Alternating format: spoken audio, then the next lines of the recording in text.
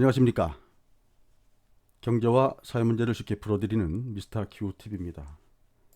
오늘은 지난 주말에 비바 장세에 대처하자라는 말씀을 드렸는데요. 오늘 시장 보니까 그린 에너지, 그린 뉴딜 관련된 주식들이 굉장히 강세를 보이고 있죠. 비바에 에바를 추가해야 될 것 같습니다. 그래서 오늘은 비바 장세, 에바 장세에 대해서 말씀을 드리도록 하겠습니다. 제가 지난주에 보여드렸던 화면인데요. 일단 비메모리, 비대면, 바이오 장세, 그 중에서 팀은 바이오라고 말씀드렸고요. 종목들도 위와 같이 말씀드렸습니다. 뭐 비대면에서도 네이버, 카카오 결제 관련된 주식들이 굉장히 강세를 보였죠. 특히 카카오가 결제 관련된 그 쪽에서 뭐 네이버보다 또 선호될 수 있는 그런 종목이기 때문에 그래서 오늘 추가적으로 더 강세를 보였던 것 같습니다. 바이오에서는 메드팩토, 알테오젠, LNC 바이오를 말씀드렸었는데요. 제일 강했던 종목을. LNC 바이오는 아무래도 지금 시장 노이즈로 가장 크게 작용하고 있는 것이 홍콩 사태이기 때문에 중국과 홍콩과 관련되어 있는 중국의 법인을 설립해야 되는 LNC 바이오 입장에서는 일단 노이즈가 발생했다고 생각을 한 것 같습니다. 그래서 오늘 다른 종목 대비 큰 폭 하락을 했는데요. 어쨌든 지금 현재 그 이 회사의 어떤 그 재료가 소멸된 것이 아니기 때문에 일단 그런 측면에서 아직도 긍정적으로 봐야 될 부분들이 남아 있다고 저는 생각을 합니다. 다음에는 이제 그린 뉴딜, 그린 에너지 관련된 주식인데 특히 이제 2차 전지 관련돼서 양극재 회사 일부, 그다음에 전해질 회사 일부 이런 것들이 상대적으로 굉장히 강했죠. 오늘 주식이 강하다 보니까 이제 또 걱정해야 될 것이 하나 나왔죠. 전에 영상에서 한번 보여드렸죠. 급등시 시장 조치가 나왔는데요. 지금 투자 주의, 경고, 그다음에 그 위에 이제 위험 뭐 이런 단계로 넘어가는데요. 일단 5일 전 종가에 60%를 상승을 하거나 15일 전 종가에 100%를 상승을 하면 일단 주의가 걸리고요. 그럼에도 불구하고 추가로 상승하는 경우에는 경고가 걸리는 그런 과정 중에 있습니다. 제가 전에도 말씀드렸지만 시장의 어떤 그 메이저들 입장에서는 이런 투자 주의나 경고 이런 것 없이 가는 것을 굉장히 선호합니다. 그럼에도 불구하고 뭐 재료가 뭐 출현될 그런 뭐 시간이 촉박해지거나 뭐 등등 이러면 이런 거가 관계없이 그냥 갈 수도 있겠죠. 그런 말씀을 먼저 번에 드렸는데요. 먼저 알테오젠 말씀드리겠습니다. 알테오젠이 먼저 번에 한 번 주의를 받고요. 그 다음에 추가적으로 주의를 한 번 더 받았죠. 첫 번째 주의받은 건 뭐였냐면 5일 전 종가 대비 60% 이상 상승한 걸로 한번 주의가 걸렸었고요. 그 다음번에는 15일 전 종가에 100% 이상 상승한 걸로 한 번 더 걸렸었습니다. 자, 보시면 알테오젠 주가를 보겠습니다. 자, 여기 보시면 15일 전 94,200원 대비 2배 하면 188,400원이죠. 이미 오늘 이 가격을 넘어갔기 때문에 일단 주의를 넘어서 경고가 들어갈 것으로 예상됩니다.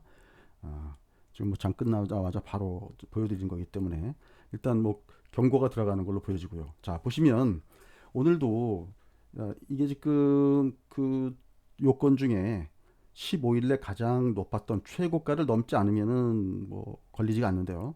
15일에 최고가는 19만 7,500원이었죠. 5월 19일 날 찍었던 19만 7,500원을 넘으면 안 되기, 그러니까 19만 7,500원까지는 일단 허용이 되지만 이미 19만 7,500원을 넘어섰기 때문에 일단 이 얘기는 무슨 얘기가 되냐면 지금 사실 20만 원대 일반 투자자들이 막 추격해서 매수하는 그런 종목은 아니라고 보여지거든요.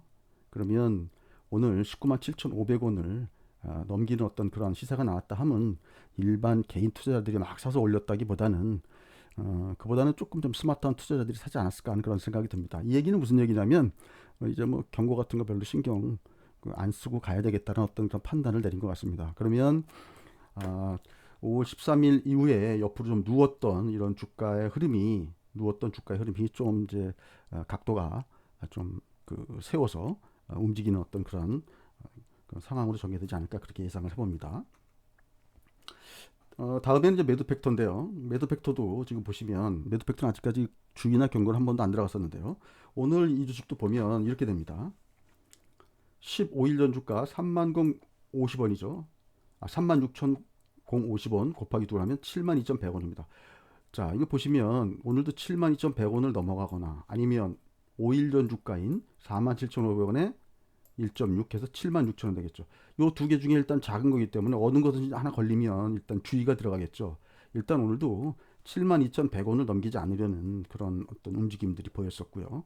뭐 이 주식도 마찬가지로 만약에 알테오젠이 이런 것과 관계없이 흐름이 만약에 강하게 나온다 그러면 이것도 뭐 그런 흐름을 따라가지 않을까라고 조심스럽게 생각을 해봅니다. 뭐 기대 반, 뭐 예상 반이죠.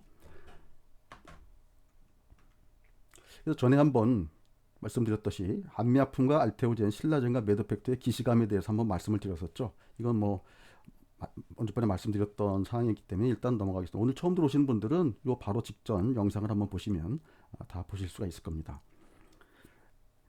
자, 그래서 한미약품이 이런 흐름이 나왔었고요. 예, 이게 지금 월봉이기 때문에 뭐 1년에 이렇게 그 3월 달부터 11월까지 이렇게 움직였다는 그런 말씀을 좀 드렸었습니다. 다시 한번 말씀을 드리면 한미약품이 이 당시에 연속으로 잭팟을 터트리면서 라이센싱하고 잭팟을 터트리면서 시세를 크게 끌었었는데요. 사실 이렇게 연속해서 잭팟을 터트린 이런 사건이 사실 그 몇 년 동안 없었죠. 단발로 한 건 정도씩 터트리는 회사는 있었지만 이번에 만약에 알테오젠이 작년 11월 이후에 추가적으로 라이센싱 아웃이 뭐 4건이 추가적으로 이루어진다 그러면 이런 사건은 아마 2015년 그 한미약품 사건 이후로 처음 나오는 사건이 아닐까.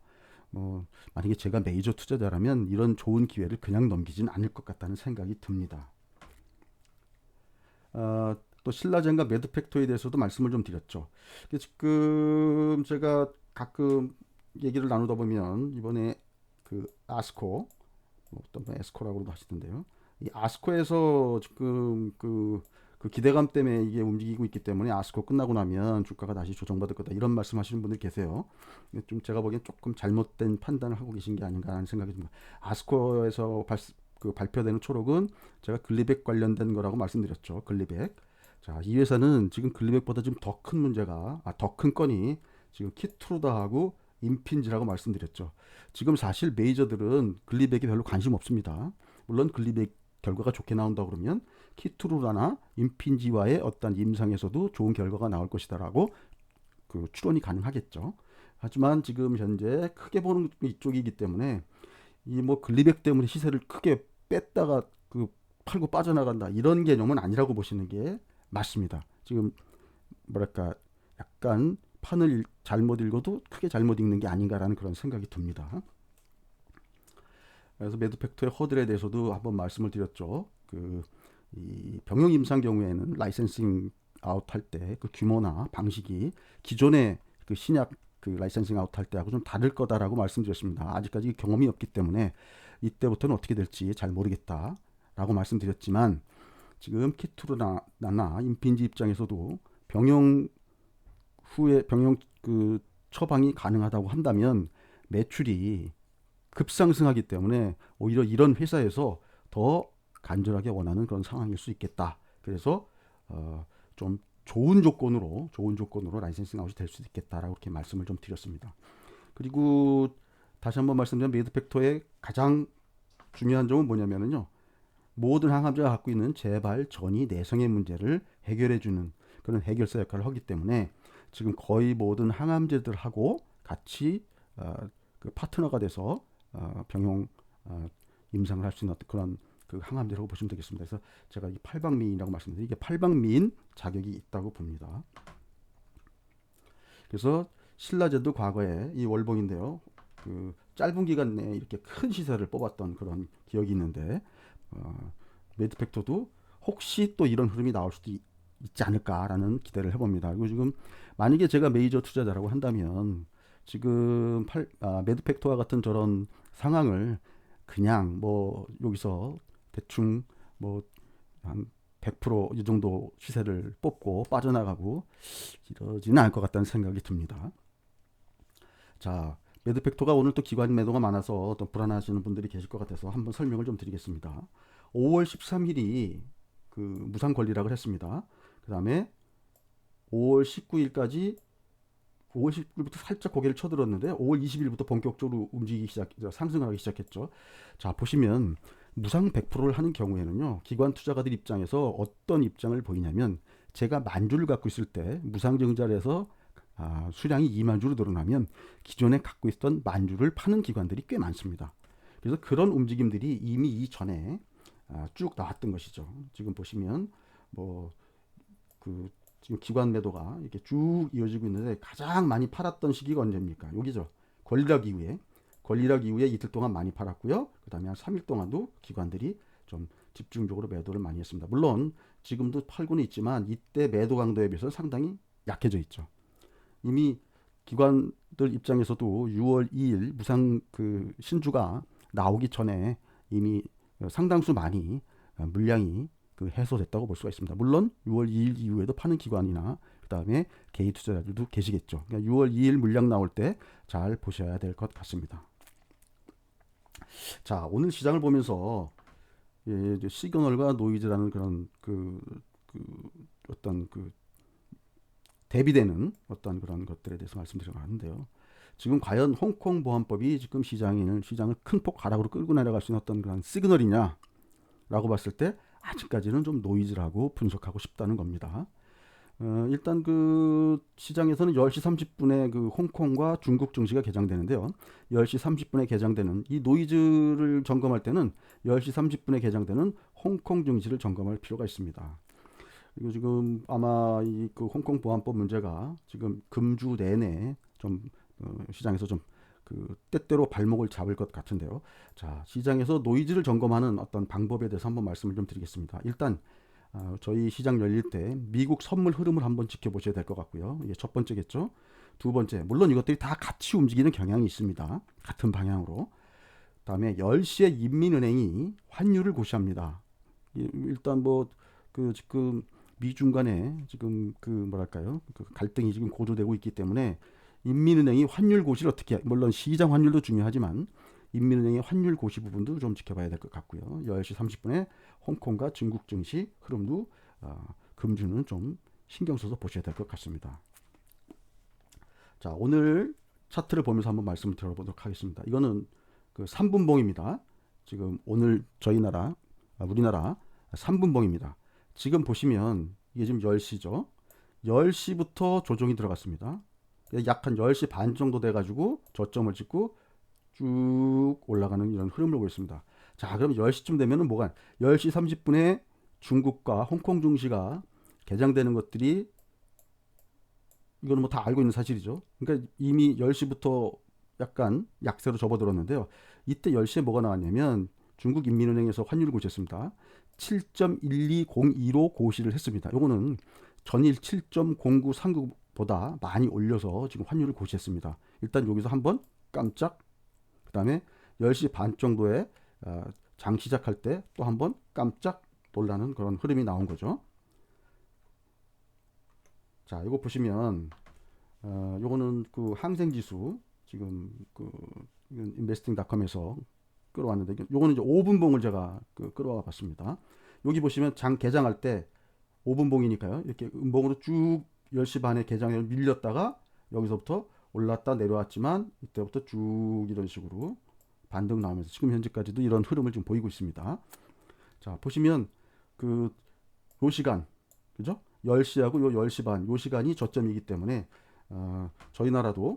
우리나라도 지금 보시면 요 시간에 이런 저점을 보였다고 지금 볼 수가 있습니다.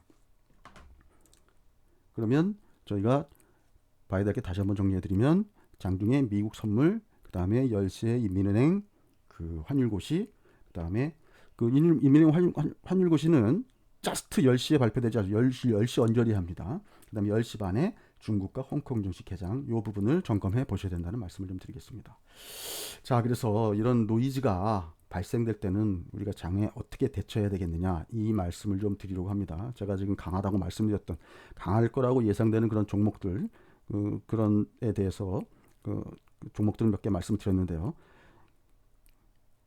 어제도 말씀드렸죠. 물이 빠지고 나면 어떤 사람이 수영복을 입고 있는지 안 입고 있는지 확연하게 구별된다, 알아볼 수 있다 말씀드렸지 않습니까?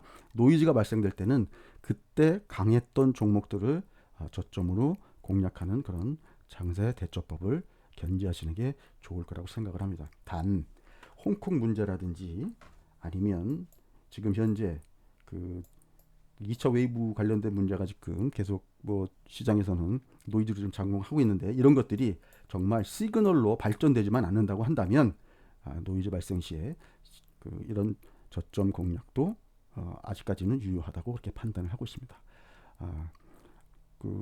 나머지 금주 시장도 이런 어떤 노이즈 대처를 잘 하셔가지고 성공 투자하시기 바라겠습니다.